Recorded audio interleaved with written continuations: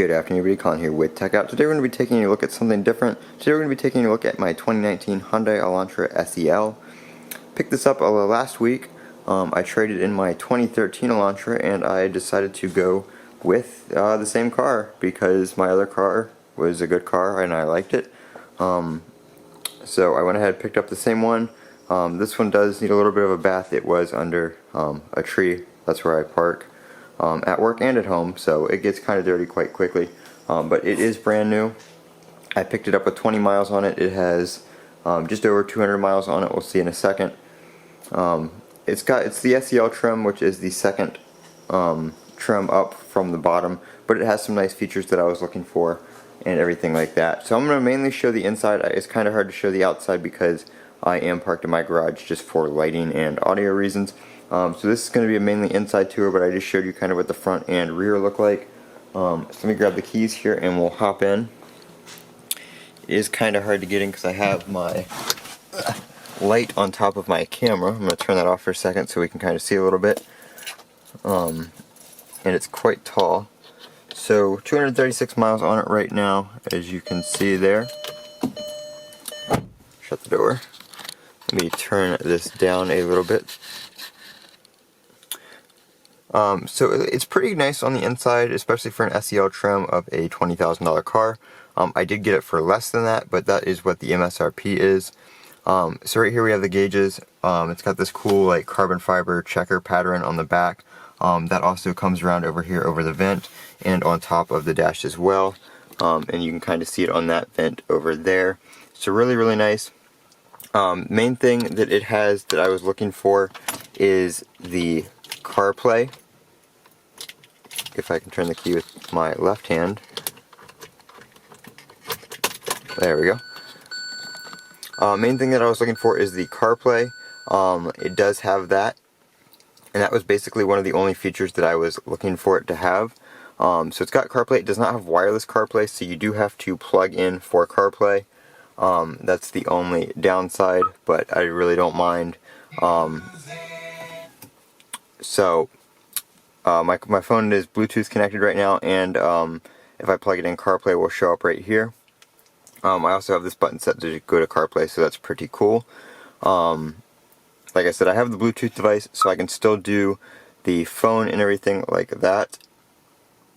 None of those numbers are anybody that I know, so don't care. But that is that. I have Sirius Xm Radio. It comes with the 3-month trial. It's something I was subscribed to on my other car anyway. So this is the radio right here. You can press and hold to set your presets right here. You can go between AM, FM, XM, stuff like that. It also has a feature where you can pause the radio right here and it will actually start recording it, and then you can play it and fast forward and rewind, and then you can go back here and play live. So that works with the HD radio as well as the Sirius XM Radio.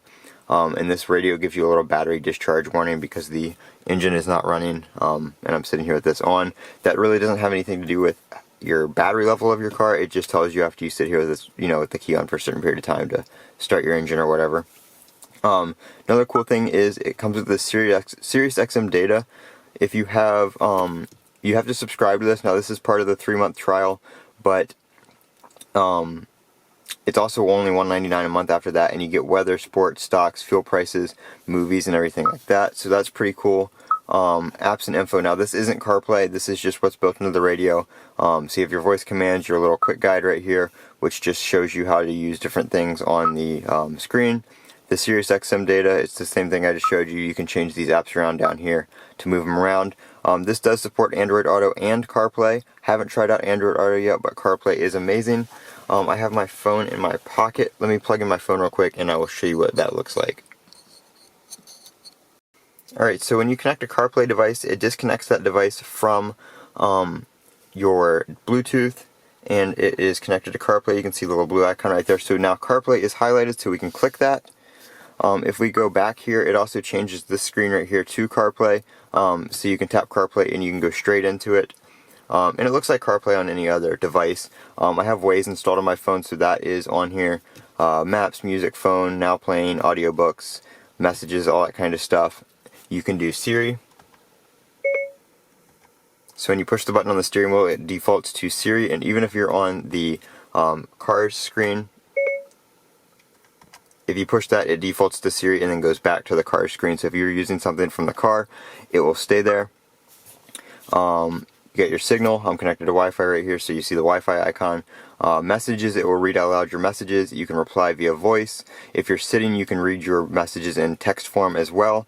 Phone just brings up that same thing. It brings up your phone list, your recent calls, everything like that. I'm not going to show that because it will show phone numbers. The Hyundai app right here, that's not really an app, that just takes you back to the screen. Like I said, I have these buttons set, so it will go back and forth that way as well. So that's pretty much it for the navigation, or it doesn't really have navigation, but for the screen here, you can do navigation, of course, through Carplay and maps and stuff like that, which I prefer because the maps are a lot more up-to-date than something you just be stuck with in the car. Over here on the gauges, I'm going to try to balance the camera as much as I can and push the buttons. So right here we have the fuel economy, we have the lane keep assist, and we have settings. So there's a bunch of different settings you can go through and stuff like that to set like convenience features and all that kind of stuff. But this car, even being an SEL model, does have lane keep assist, blind spot detection on the mirrors, a backup camera, and forward collision avoidance. We can also scroll down here in this menu and get different trip information, a digital speedometer, and the drive mode. So there are 3 different drive modes on this car. The button is down here by the shifter. We have Sport, Smart, and Normal. Smart is like a combination of Normal and Sport. The car will adjust to your driving habits and change based on that. Normal is just going to be your normal mode, and then Sport changes the RPMs and the shift patterns and stuff like that to give you a little bit more of a sporty feel, but it does come at a cost to your fuel economy. Over here we have your brightness for the panel. I usually just keep it on 15. We have your, the steering wheel is in the way and my light is in the way. We have your blind spot monitor on and off, lane keep assist on and off, and traction control on and off, and you can see it pops up right there. Cool thing is when you turn something on like the lights, it does come up on the screen so you can see what you're doing. If you adjust the wipers, you can have it come up there as well, and that is something that comes up automatically, so you can turn that on or off if you don't like it coming up on this screen. I did put some rubber floor mats in here. These are the Elantra rubber floor mats. We have some nice storage down here as well. 2 12-volt ports that are 180 watts apiece, and then your USB plug-in for CarPlay and Android Auto. Here's the shifter right here and your drive mode button. You got 2 cup holders and the parking brake, and then you have a little storage console right here as well. In my other car, it slid forward and back for an armrest. It doesn't in this one. I think in the higher trim levels it still may. Not a big deal. I'm not a big fan of the armrest or anything like that anyway. So that is the front. That is what it looks like. It is pretty nice. I really do like it. Especially, like I said, for what I paid for it and being an SEL, I feel like I got a really good value. If I went up another trim, I would have gotten like a sunroof, heated seats, stuff like that. But that's not stuff that I use on a regular basis, so I chose not to pay for that. Sorry, I'm getting out and trying not to hit my light on the ceiling. So that's what it looks like. I will show you the back as well.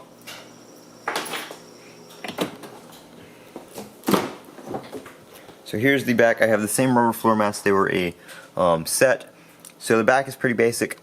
I only had like 2 people ride in the back of my other car, so I didn't really care about this at all.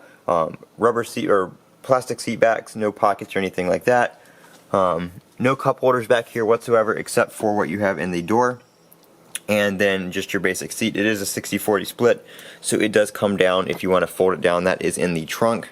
You can fold it down to extend your cargo space from the trunk out into the cabin, which is a nice feature if you're going to be moving stuff or anything like that. Like I said, the only cup holders are in the doors, but we do have a three-piece seat back here. There is nothing that folds down in the middle or anything like that. So that is my 2019 Hyundai Elantra that I got last week. I just traded in my 2013. So that is a little tour of it. I will be doing a video on CarPlay and Android Auto. I need to test out Android Auto with my Pixel, and we'll see what that's all about. This has been Colin with Techout. Don't forget to comment, rate, and subscribe. And as always, have a great day.